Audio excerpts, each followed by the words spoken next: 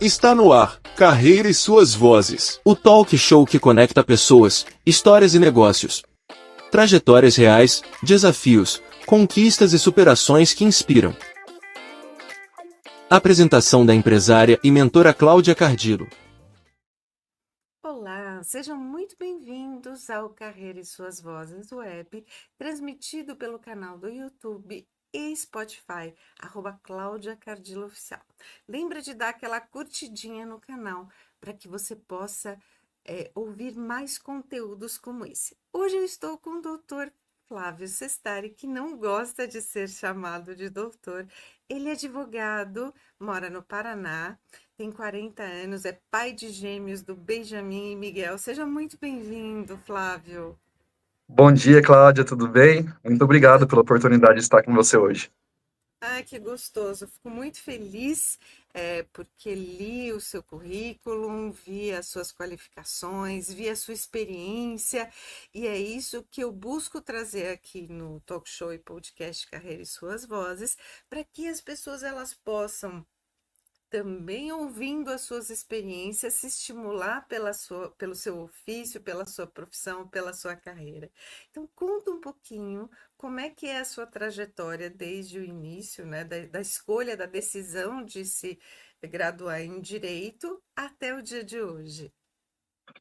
Bom, Cláudia, eu sou do interior do Paraná, de uma pequena cidade chamada Astorga, nascido e criado na cidade de Astorga, e eu sempre me interessei muito pelo direito desde jovem, né, com a leitura de livros. Então não foi uma decisão muito difícil escolher o direito lá nos idos de 2000 e alguma coisinha, né? Ah, mas muita coisa da minha vida mudou recentemente, né? Eu fui formado em direito, abri escritório, voltei para minha cidade, abri escritório. Tive uma oportunidade muito grande de fazer parte da equipe da prefeitura como procurador, né, procurador-geral, e como não tinha muito conhecimento de direito público, a partir do momento que ingressei na administração pública, comecei a me aprofundar nos estudos da administração pública.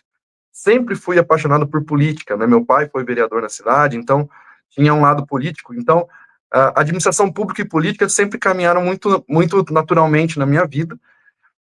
Mais recentemente, eu resolvi sair da prefeitura faz 2 anos, exatamente 2 anos, esse mês, é, e comecei a trabalhar com palestras e cursos, tanto na área de direito eleitoral, de direito administrativo, gestão pública, e também licitações e contratos, que são todos temas ligados à administração pública, aí, né, que eu conseguia trazer de bagagem. Eu fiquei em torno de 7 a 8 anos na prefeitura, como procurador, fui secretário de administração geral do município, né? Então isso me trouxe uma bagagem prática muito bacana, e quando eu resolvi sair da prefeitura, também pensei que eu poderia contribuir de outra forma, né, trazendo conhecimento para os servidores, para gestores, da visão que eu tive durante esses 7, 8 anos de experiência. E eu percebo que você tem muita facilidade, né, em dar aula, você fala muito fluido, né? Isso é muito gostoso, né? A sua experiência é na área da administração pública, no planejamento de políticas públicas para a sociedade. Como é que você avalia os governos municipais, estadual e federal sob a ótica do planejamento? Olha, infelizmente, nós conseguimos ver, né, isso é a olhos vistos para todos, que os governos, seja ele municipal, estadual ou federal, eles não são os mais organizados do mundo, né, e a gente consegue perceber isso. Nós sabemos que pequenas polêmicas por pequenas ações governamentais, então a gente percebe que há uma falta de organização. A minha expertise maior é dentro dos municípios, né, então eu trabalho hoje num consórcio público que atende 164 municípios, tenho atendido como professor, como palestrante, vou falar aqui, chutar mais de 50, 60 municípios do Paraná, e Poxa. a reclamação é a mesma, vamos dizer assim, há uma falta de planejamento, e essa falta de planejamento, ela acaba causando prejuízo aos administrados.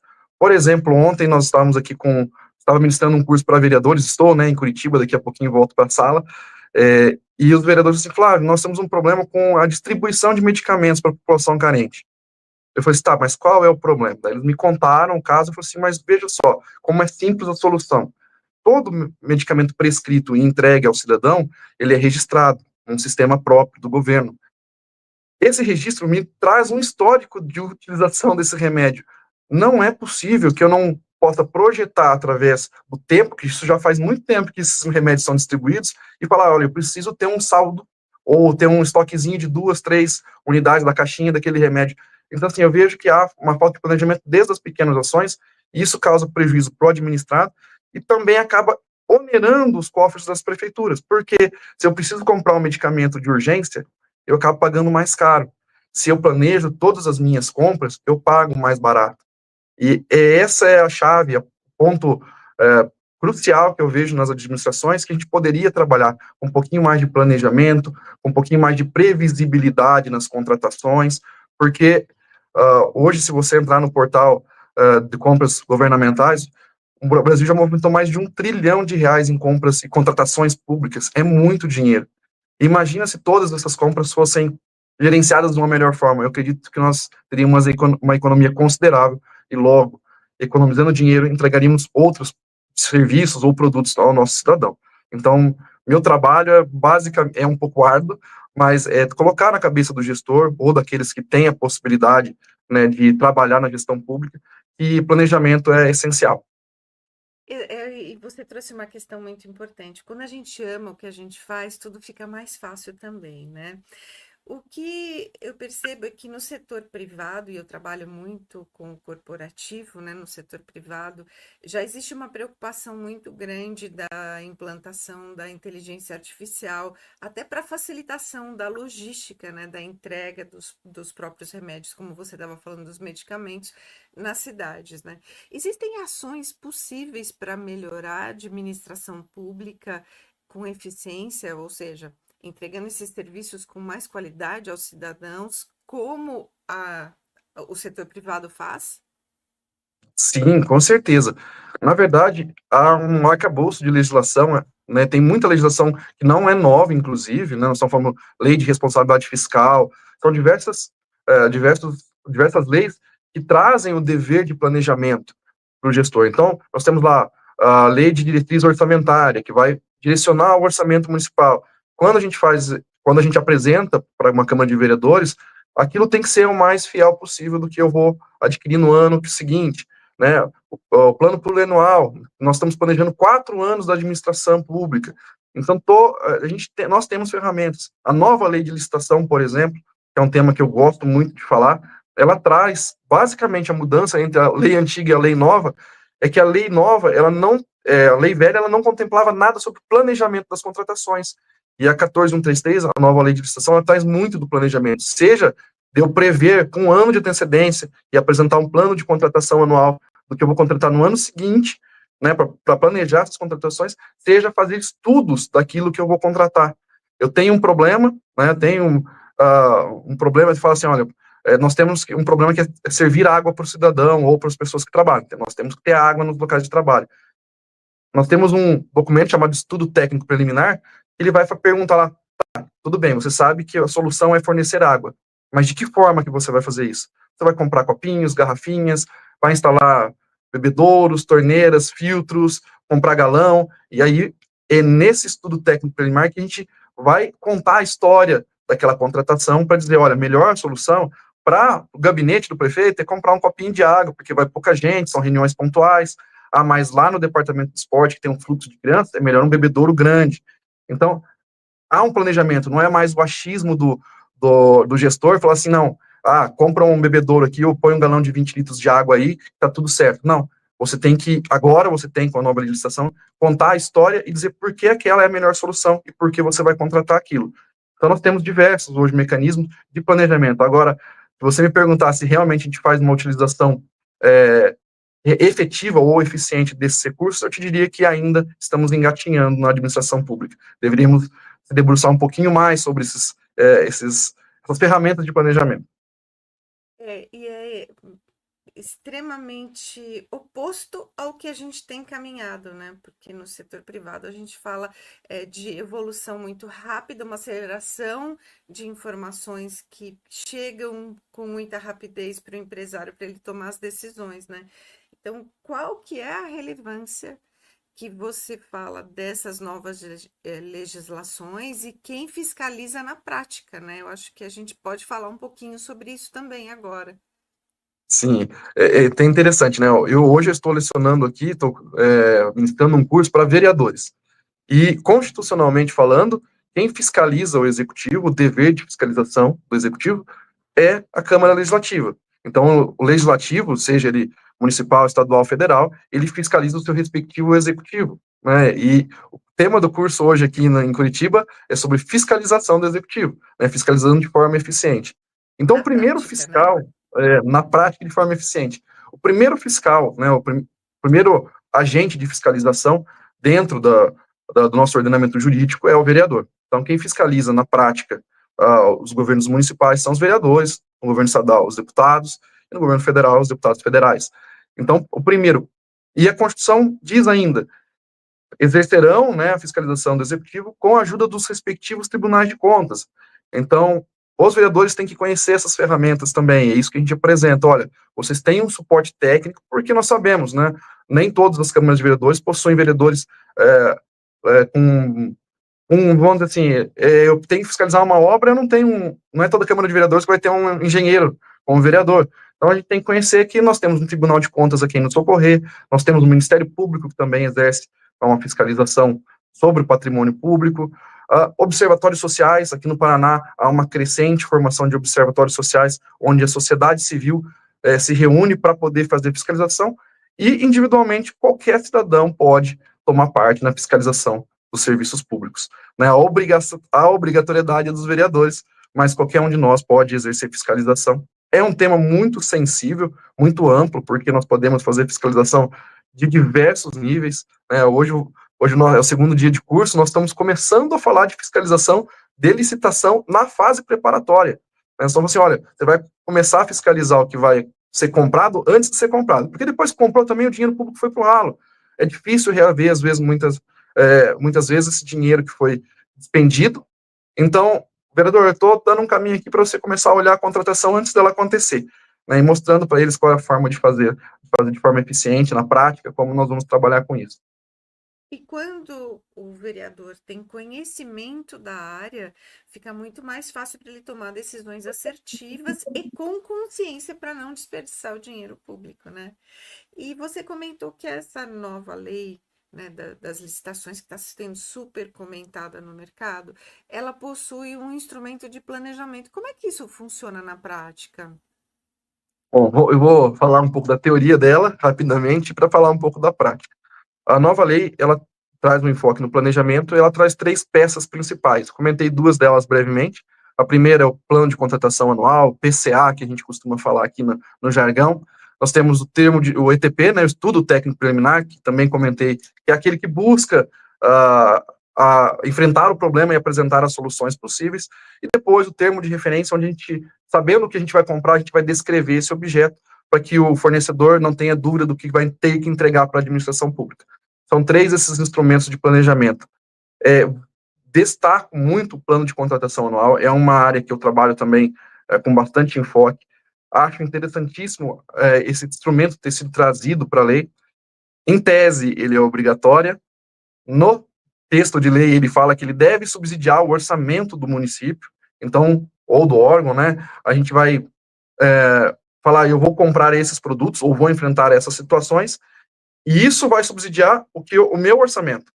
Mas acontece, na realidade, geralmente o contrário. O município apresenta o orçamento para a Câmara, né? A maioria das partes das câmaras de vereadores, se já não recebeu o orçamento anual para o ano que vem, deve receber no próximo mês, né? A obrigatoriedade de ser votado. E só que se a gente entrar no site dos municípios aqui, você vai ver que não tem publicado um plano de contratação para o ano que vem. Ou seja, aquele documento que seria subsídio para o orçamento, no final das contas, vai ser subsidiado pelo orçamento pós-aprovado. Então, os municípios vão pegar o orçamento e depois eles vão fazer um plano de contratação, ou, muitas vezes, tirar através do sistema de gestão pública quais foram as contratações do ano anterior e só replicá-las para o ano seguinte. E isso, para mim, não é planejamento. Isso aqui, no máximo, um calendário de compras, né? Como se a gente fosse lá em casa e falar assim, olha, eu compro 24 sabonetes por ano, 2 por mês. E aí você, então, eu vou comprar aqui de fevereiro, eu vou comprar 2, março, vou ter um calendário de compras. Mas você não fala assim, olha, se eu comprar 24 um pacote fechado, eu vou economizar dinheiro, então eu vou comprar lá em fevereiro. E aí eu vou adequar o meu orçamento para ter uma reserva financeira, porque eu vou gastar mais de uma vez só, né? Vou economizar mais gastando mais de uma vez só, para poder economizar dinheiro público e para ter uma política pública eficiente. E Então eu aí, destaco quando a sempre o gente plano de fala de contratação. é interessante você trazer isso, porque quando a gente fala de compra a médio e longo prazo, precisa haver uma logística muito importante aí, muito interessante, porque não adianta ele jogar isso num galpão úmido que vai apodrecer a mercadoria, né? Então tem que ter esse Perfeito. cuidado, porque a gente sabe de muitos municípios que perdem alimentação, merenda das escolas por um ruim armazenamento, né? Acaba mofando, trazendo bicho, e aí precisa descartar toda a mercadoria. Então, o curso que eu vejo que ele traz essa consciência para os vereadores, né, para os gestores e servidores, para se capacitarem, porque cada um tem uma formação diferente, né? Sim, E a gente precisa que o vereador que está à frente da nossa palavra, né, perante o público, ele possa executar bem, né, essa legislação. Então, você tem outros cursos, outros eventos que você possa compartilhar para quem tem interesse, está nos ouvindo, possa também se capacitar nessa área? claro. Eu sou entusiasta de capacitação, né? Eu sei que é difícil, às vezes, para um órgão público, seja uma Câmara de Vereadores, seja uma prefeitura, parar o funcionamento, tirar o servidor. Nós temos uma escassez de mão de obra na administração pública, isso é fato. Então, tirar um servidor de um departamento sensível, como de licitação, para capacitar esse servidor. É, mas eu acho de extrema importância. Capacitação é importante para quê? Para eficiência depois, né? A gente pode cobrar. Senão, não vou, como é que eu vou cobrar? A própria lei de licitação, ela fala que é dever do gestor ou da alta gestão capacitar os seus servidores. Dentro da nova lei de licitação, nós temos diversos atores, né? Desde a pessoa que vai elaborar o ETP, o TR, o PCA, vai ter fiscal de contrato, gestor de contrato, agente de contratação, são diversos atores, cada um deles precisa de uma capacitação específica. Aqui no Paraná, eu sou ligado à Unicursos, a Unicursos Curitiba, é uma empresa que está há mais de 10 anos no setor de capacitação. Fui aluno da Unicursos, hoje professor da Unicursos, né, quando estava como servidor lá na prefeitura, vim fazer cursos, e por isso até enviei meu currículo, porque gostei da seriedade do trabalho que a Unicursos desempenha. Então, a Unicursos tem lá no seu site um portfólio enorme de cursos de capacitação para servidores em diversas áreas, congressos com temas fantásticos, assim, reveladores, eu diria, e no setor da nova lei de licitação, vai ter um evento especial no Rio de Janeiro, primeiro congresso de inovação e transparência, promovido pela AMV Licitações, que também é aqui de Curitiba, mas vai promover o evento no Rio de Janeiro, de 29 de julho a 1º de agosto, e estarei lá no portfólio de palestrantes, mas muito honrado de estar em volta das maiores nomes, né, os maiores expoentes da lei, sobre a nova lei de licitação do Brasil. Vai ser, acredito que seja talvez o maior, acredito não, vai ser o maior evento sobre nova lei de licitação, são 4 dias de capacitação com os melhores nomes no Rio de Janeiro lá, promovido pela AMV do meu amigo Adriano Vidal. Então, se eu falar antes, talvez de capacitação continuada, a Unicurso sempre oferece algo ímpar, mas se eu falar de um evento marcante que vai ocorrer esse ano, esse congresso que a MV está promovendo no Rio de Janeiro, na Praia de São Conrado, no Hotel Nacional, né, desenhado por Oscar Niemeyer, vai ser um show, né, e com os maiores nomes sobre a nova lei de licitação do Brasil, e eu lá de infiltrado, consegui ganhar 1h30 de palco lá.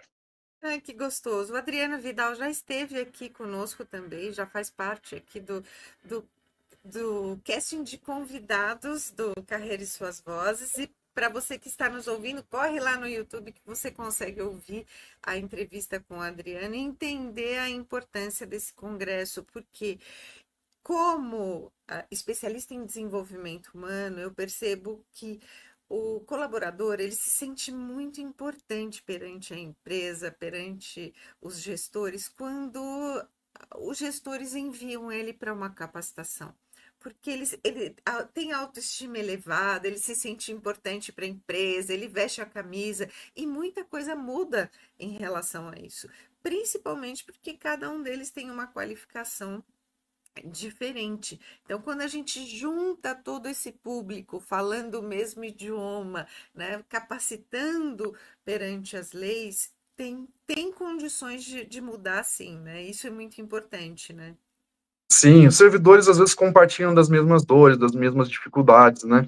É, eu gosto, embora tenha falado que não foi muito difícil escolher direito, eu gosto de números. E estatística é uma coisa que eu gosto de trazer para o meu mundo de cursos e palestras. Um exemplo bem simples que eu dou, né, nos cursos de licitação é que a maior parte dos municípios paranaenses são municípios de pequena estrutura. Em números, quase 80% dos municípios paranaenses têm menos de 20 mil habitantes. Mais de 65% dos municípios paranaenses têm menos de 10 mil habitantes. Então, a estrutura administrativa é muito enxuta ou muito pequena, porque a diferença de fazer um processo de contratação para Curitiba e para Pitangueiras, que tem 4 mil habitantes, a dificuldade ou os agentes envolvidos são basicamente os mesmos. O que vai mudar é o quantitativo. Então, Curitiba compra material escolar, Pitangueiras também compra material escolar. A diferença é a quantidade que essas pessoas compram. Então, para Curitiba, nós temos diversos servidores que atuam no setor de licitação, temos mais gente especializada, enquanto a estrutura administrativa de uma pequena cidade é muito menor. É difícil você ter, às vezes, alguém capacitado plenamente, né, não estou dizendo que é incapaz de fazê-lo, mas que tenha um pleno conhecimento ali, ou esteja 100% vinculado a um objeto ou um setor da administração pública para fazer isso sem ser uma loucura, basicamente falando. Então, a capacitação, treinamento desses servidores é essencial, porque senão eu sobrecarrego ele e quando eu falo assim, não, tudo bem, vai lá no Curitiba, aprenda sobre isso, depois me traz retorno. Porque a gente joga, basicamente, a gente joga o servidor na fogueira e fala assim, eu preciso que isso aconteça, porque senão vai faltar material escolar. E ninguém quer que falte material escolar. Né? O servidor não quer que falte. O prefeito não quer que falte, o vereador não quer que falte, o cidadão não quer que falte. Todo mundo está no mesmo propósito. Mas muitas vezes, por insuficiência técnica ou preparação, e isso acaba ocorrendo. Sem planejamento, preparação, isso acaba ocorrendo, infelizmente. E precisa haver essa preocupação, esse olhar do gestor sobre o todo, né, para que possa pegar esses atores e enviar para os lugares aí onde eles podem aprender, né? Falando ainda sobre a nova lei das licitações, quais são esses benefícios que essa nova lei traz, além do planejamento? Bom, eu destaco principalmente a questão da transparência. Nós, vamos dizer assim, entre a 8666, a antiga lei de licitação, e a 14133, a nova lei de licitação, nós demos um salto tecnológico. De fato, né, nós temos um salto tecnológico. Enquanto na 8666 o costume, a praxe era a realização de pregões presenciais, onde o fornecedor tinha que se dirigir até a prefeitura, até a Câmara de Vereadores, até o órgão contratante para dar lance, para entregar envelope. Hoje, na 1433, a preferência, né, que a própria lei coloca assim, é para que sejam utilizadas as plataformas digitais. E o que isso aumentou? Competitividade, transparência nos processos, porque aí não tem nada a portas fechadas, né? São sistemas públicos que gerenciam essas plataformas de negociação. Então, basicamente, ou principalmente, eu diria que o segundo ponto de virada dentro da nova lei de licitação é a questão da transparência, a questão de aumento da competitividade, trazida pela digitalização, né, pela modernização dos procedimentos. E está na hora, né, dessas coisas mudarem e a tecnologia chegar nesses setores também, né? E eu percebo a sua paixão quando você fala sobre esse assunto, sobre os números, né? Você gostaria que alguma coisa fosse diferente? Como é que é esse futuro aí das contratações públicas? Cláudia, nós devemos muito tempo para evoluir a nova lei de licitação. Tá? A antiga lei viveu por 30 anos, e há 30 anos atrás, realmente, hoje, 34 anos, realmente o mundo era diferente. Né? Então, há 30 anos atrás, poucos lugares tinham computadores, nós temos que pensar nessa realidade, né, de 30 anos atrás. Então, quando nós tivermos uma nova lei, falar da parte digital ou eletrônica das contratações, eu vejo que ainda nós engatinhamos, nós não saltamos a evolução tecnológica que nós vivemos. A nova lei, ela ainda foi construída talvez com 10 anos de defasagem. Hoje nós falamos de inteligência artificial, né? Hoje nós convivemos, todos nós, Cláudio, com marketplaces gigantescos, né? Você tem aí Amazon, eBay, de todos os tipos de marketplace, e eu fico pensando, nós, né, o dever de licitar, ele não apareceu do nada, né? Por que a gente emprega dinheiro público, recurso, tempo dos servidores para licitar? Por que a gente faz uma licitação? Por que essa licitação tem que ser transparente, pública? Porque, infelizmente, em algum ponto, se a gente não dificultasse a contratação, a gente ia só viver contratando os amigos, os parentes, e em algum ponto assim, olha, nós temos... fácil, né? Você buscar pessoas que você já conhece, porque o processo é mais rápido, né? É mais rápido, mas às vezes não é o mais justo.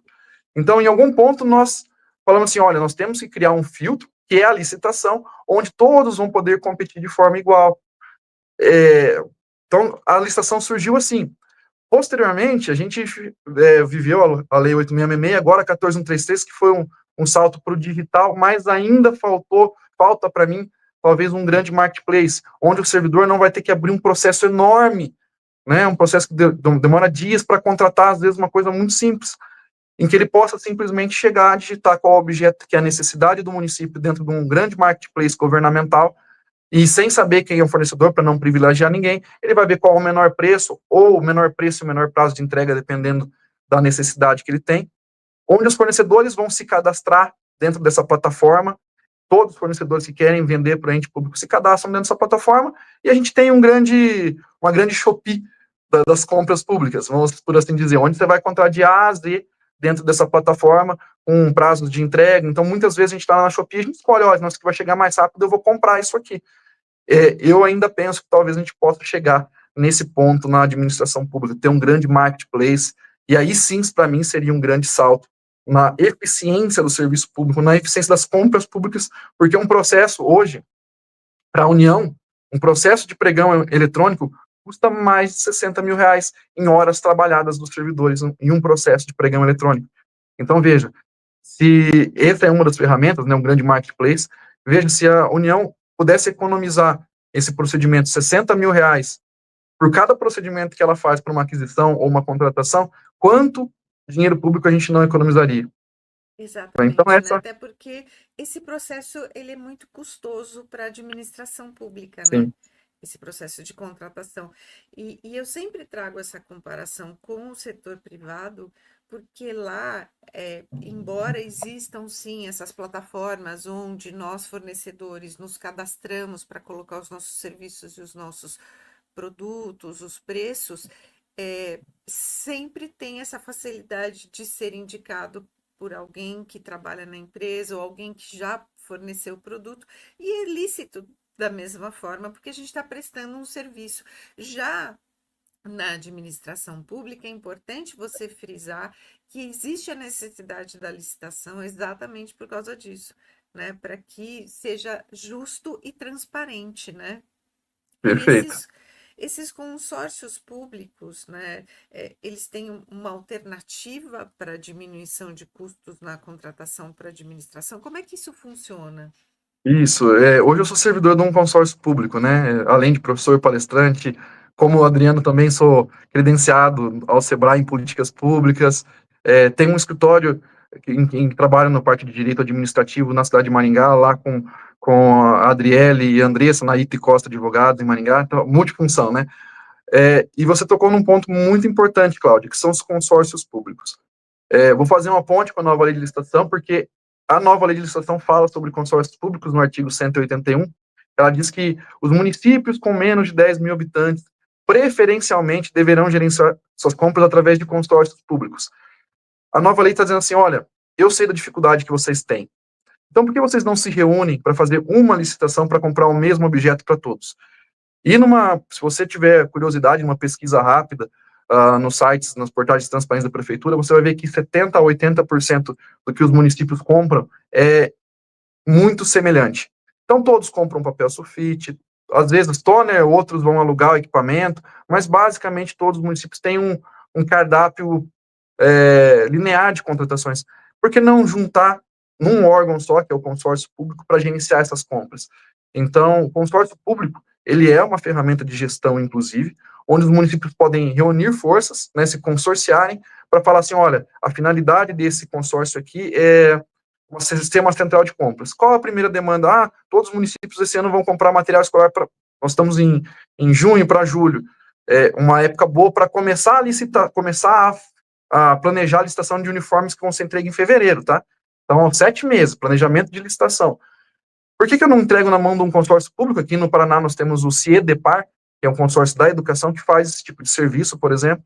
Os municípios se manifestam lá, olha, eu quero 10 mil camisetas, o outro quer 600, o outro quer 500, e aí a gente junta essa força, né, porque a gente sabe que com uma compra em escala eu vou conseguir abaixar o preço, né, logicamente, comprar 500 uniformes, com certeza o preço unitário desse é mais alto que comprar 10 mil. Então, nós vamos juntar forças dos municípios e vamos fazer uma licitação só. A gente começa economizando preço do custo administrativo, né, de fazer um processo, e também vamos ter um segundo ganho, que é o ganho da compra em escala. Né? Então, nós vamos ter aí um segundo ganho, e ainda posso até falar um terceiro ganho, talvez a questão de padronização. Né? Em cidades pequenas, por exemplo, eu até brinco que eu gosto de ir em órgão público e olhar as impressoras que estão ali nas salas. Então eu chego, primeiro tem uma Epson, depois tem uma Lexmark, depois tem uma HP, tem uma Brother, e eu falo assim, quando você manda para manutenção isso, como fica? Imagina se eu compro num raio aí as cidades do Paraná são muito próximas, principalmente no Noroeste, num raio ali de 100 quilômetros, eu pego 30 cidades e todas compram a mesma impressora ou a mesma marca de impressora.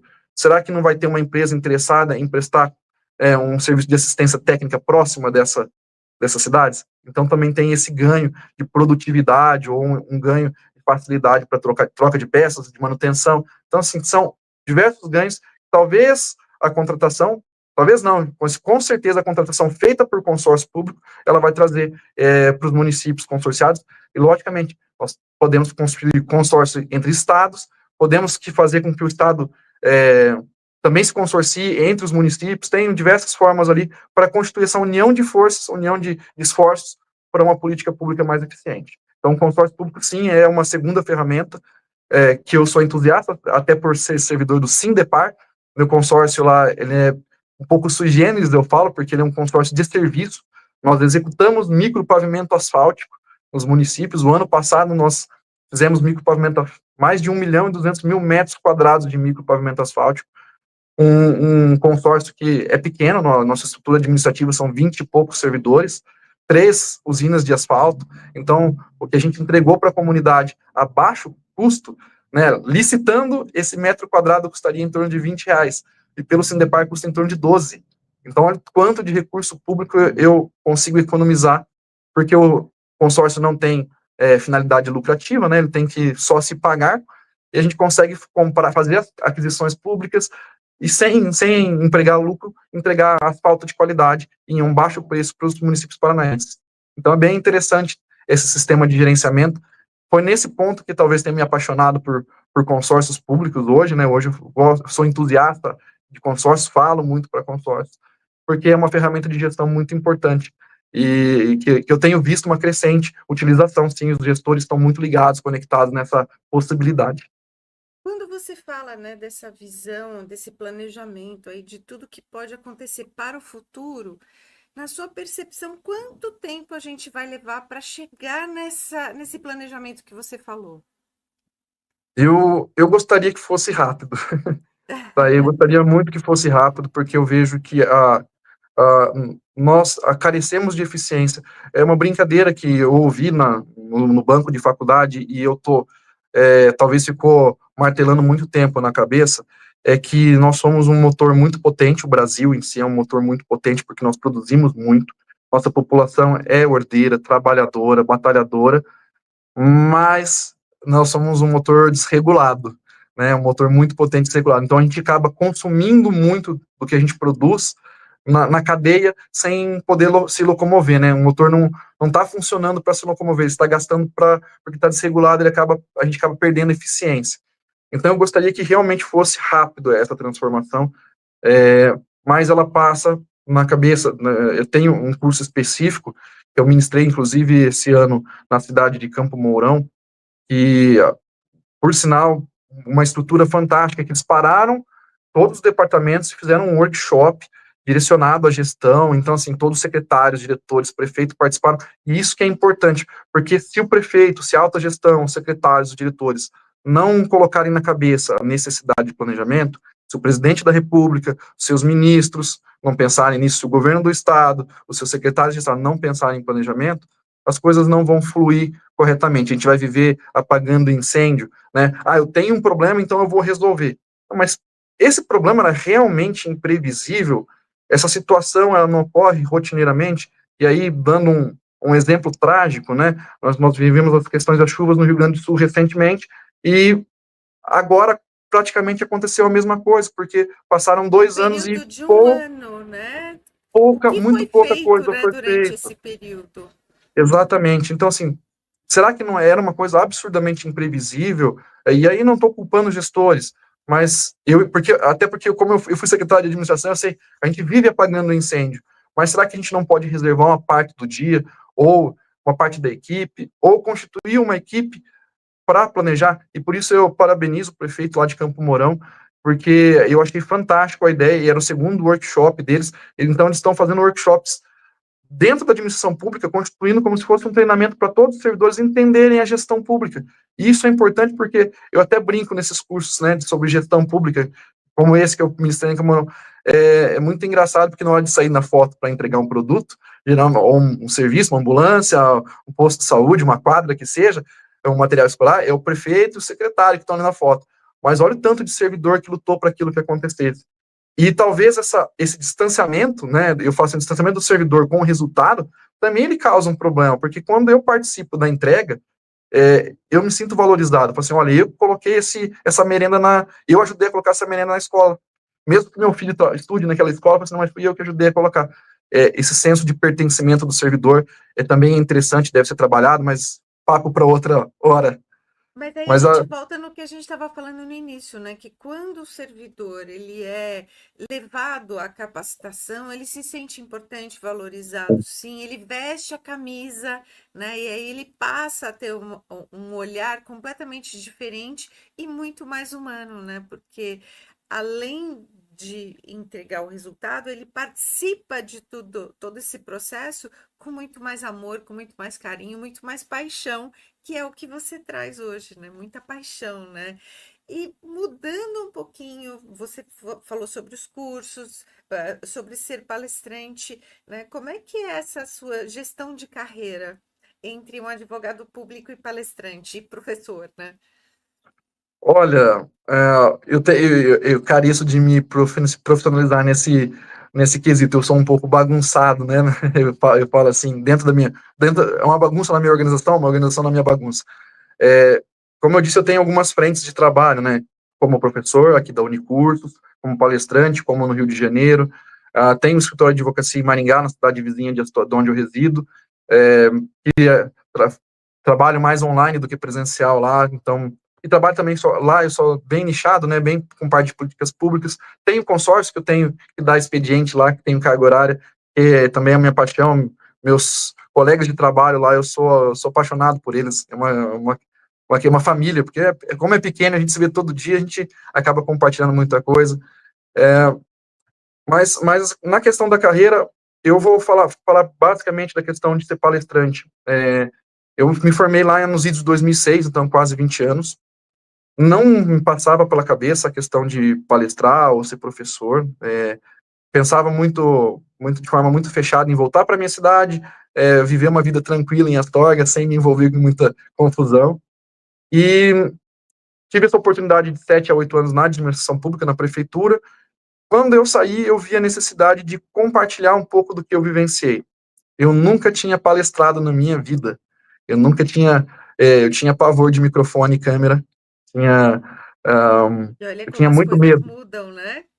Eu tinha muito medo, mas em um determinado momento, logo que eu saí da prefeitura, eu falei assim, eu acho que eu preciso fazer isso. Eu acho que eu vou poder contribuir de uma outra forma, porque quando a gente está na administração pública, às vezes um mosquitinho pica e a gente fica assim, nossa, saí, eu me senti meio, poxa, era legal o que entregava lá, como é que eu posso fazer sem estar lá dentro? E eu falei assim, poxa, capacitar servidores ou capacitar agentes públicos talvez seja uma dessas soluções. E aí me propus, mandei um currículo para a Unicursos aqui em Curitiba, liguei para o Matheus, incomodei ele um pouco, até ele falar assim, tá bom, Flávio, vem dar um curso aqui. Se o pessoal gostar, a gente fecha um segundo, e desse primeiro, segundo, acho que eu já estou no, acredito que seja o 18º ou 20º curso com a Unicursos, vi que Quanta realmente gente, qual é o público, né? Quanta gente você dispõe? É presencial, é online? Como é que funciona isso? esses cursos são presenciais, boa parte deles nós fazemos em Curitiba, mas nós tivemos já turma em Maringá, Londrina, estamos planejando em Foz do Iguaçu. Eu faço duas frentes aqui, basicamente, a frente do Poder Legislativo e também de licitações e contratos. São dois públicos diferentes, né, por assim dizer. É, basicamente, aí uma turma razoável com 35, de 20 a 40 alunos, normalmente nós temos nas salas de aulas aqui, em qualquer curso. E temos os eventos maiores, que a Unicurso também promove, né, congressos, seminários maiores, como a MV também vai promover no Rio de Janeiro, que lá nós estamos esperando aí um público de mais de 800 pessoas. Então, é essa a minha vivência hoje, né, palestrar. Recentemente estive em Brasília, a convite do Ministério da Gestão e Inovação, num evento fantástico para mais de 2.000 pessoas do Brasil inteiro, falando sobre gestão, inovação, transformação, e tive a oportunidade de estar num dos painéis, numa sala palestrando para pessoas do Brasil inteiro, foi uma experiência fantástica.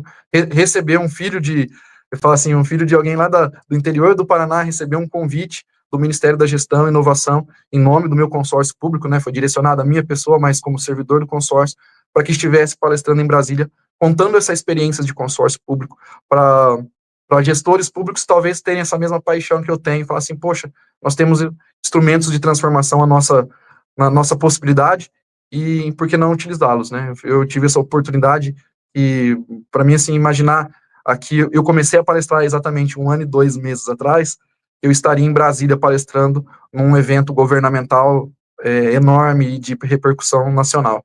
Foi falando em gestão de carreira, eu ainda não consegui compreender como as coisas aconteceram tão rápido para mim, mas eu tenho que agradecer muito às pessoas que estiveram no meu caminho e a Deus, principalmente, por ter me guiado nessa carreira.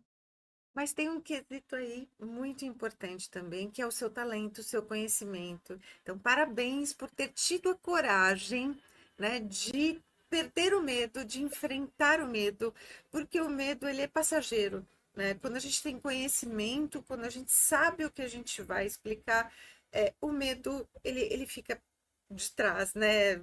Por trás dos bastidores e a gente respira fundo e encara esse público todo. Então, parabéns por ter tomado a decisão, porque você, por ser apaixonado pelo que faz, eu reitero isso, já falei algumas vezes hoje aqui, Obrigado. é por isso que você faz esse impacto tão grande na vida das pessoas, causando a transformação, né? E como mentora de carreira, negócios e empreendedorismo, eu percebo o quanto de pessoas como você a gente precisa no setor público para que a gente possa mudar essa situação, né? Aquela gestão que foi até a década de 70, né, que vem lá do Império até a década de 70, ela foi sempre igual, né? Por isso que você falou que a lei tem 30 anos, porque ela começou lá na década de 70, e eu desejo do fundo do meu coração que a gente possa transformar, que a gente possa transformar esse Brasil num mundo melhor de se viver, porque a gente tem uma geração Z por aí que precisa da nossa orientação, né? Então, fazer esses cursos é extremamente importante, né, para que você possa valorizar o servidor público e capacitá-lo cada vez mais, né? E você vai fazer parte da história, com certeza, né? Sim, eu falo que agora eu estou entusiasta dessa seara, não só porque, é, com certeza, é o meu trabalho me remunera, mas por ser um agente de transformação. Eu me considero hoje um agente de transformação. É muito legal, às vezes, encontrar um aluno que eu estive 1 ano atrás e falar, professor, aquilo que você me falou impactou na gestão da minha prefeitura, da minha Câmara de Vereadores, do meu consórcio público, porque foi utilizado aquilo que você me disse para a gente melhorar as nossas rotinas, ou para melhorar, que seja um ambiente de trabalho, porque também foca um pouco que a gente tem que valorizar o servidor como ser humano. O servidor não é uma máquina, né? É só entregar o papel e ele vai fazer. Então, nós temos essa possibilidade de incentivar o servidor, de capacitar o servidor, que é muito interessante. E ser um agente de transformação tem sido, para mim, muito prazeroso. Então, você vê essa paixão no meu olhar, na minha fala, sobre esses cursos, sobre essas palestras, é porque ali eu realmente consegui ver que eu consigo fazer a diferença com a minha voz, com a minha experiência, com a experiência que eu venho adquirindo, né, porque o processo de conhecimento, ele não ficou para trás, eu continuo estudando. Quando eu estou com alunos, sempre os alunos, né, os vereadores trazem situações novas para mim, então é sempre um aprendizado atrás do outro, e assim eu consigo moldar e talvez colaborar com o futuro da gestão pública no nosso país. Que delícia, que conversa gostosa. Nós estamos chegando ao final aqui da nossa entrevista hoje. Parabenizo você por todo o seu conhecimento, por toda a sua paixão, por toda a experiência que você trouxe como advogado no setor público, servidor e palestrante e professor que somos também, né? A gente sabe o quanto é gostoso impactar positivamente a vida das pessoas, né? E eu quero que você deixe aqui uma mensagem para quem está nos ouvindo. Deixe as suas redes sociais também para que as pessoas possam te procurar e fazer os seus cursos. Ah, ótimo. Claro, primeiro eu queria agradecer a oportunidade desse bate-papo contigo. E vejo quanto valor tem. Nós podemos transmitir um pouco, não só da parte de conhecimento técnico, né?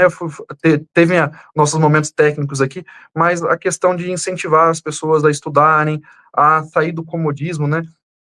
A zona de conforto é muito gostoso, só que na zona de conforto geralmente a gente não cresce, a gente não enfrenta novos Exatamente. desafios e novos sabores, né? A gente tem que se desafiar diariamente para fazer, acho que talvez, para ter um pouco de gosto na nossa vida, né? Não precisa fazer muita loucura, mas experimentar coisas novas, buscar coisas novas, é interessante. Então, isso que o seu canal, que o seu programa proporciona, de falar de carreiras, talvez seja impactante muitas vezes para aquela pessoa que está nos ouvindo, falar assim, poxa, o Flávio tem 40 anos, tinha trauma de falar em público, e de repente falou assim, poxa, não, eu quero fazer parte disso, e foi lá e ele tá falando tão bem lá, olha só que bacana.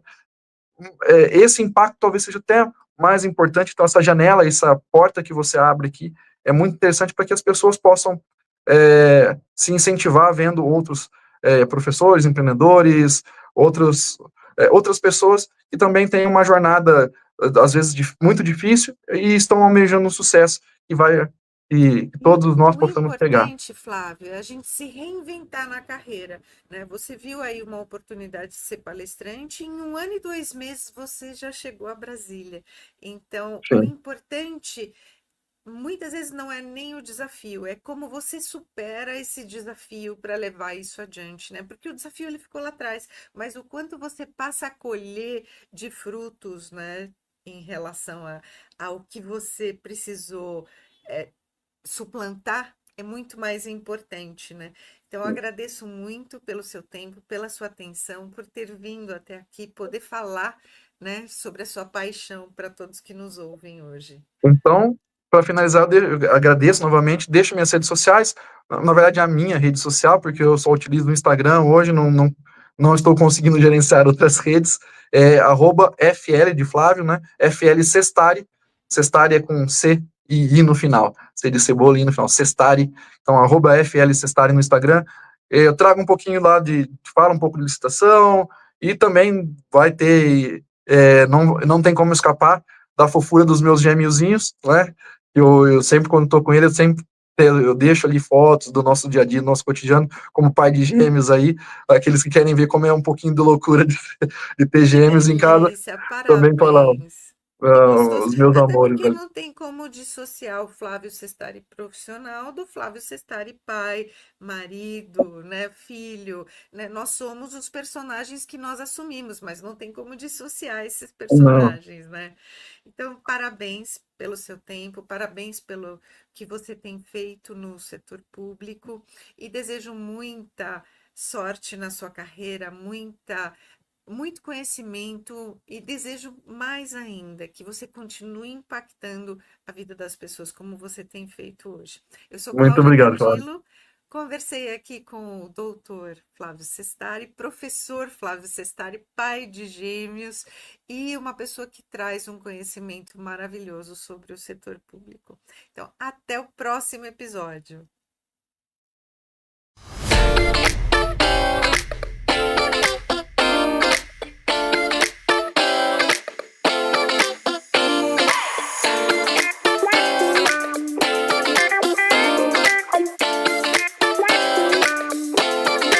Carreira e suas vozes. Sua jornada começa aqui.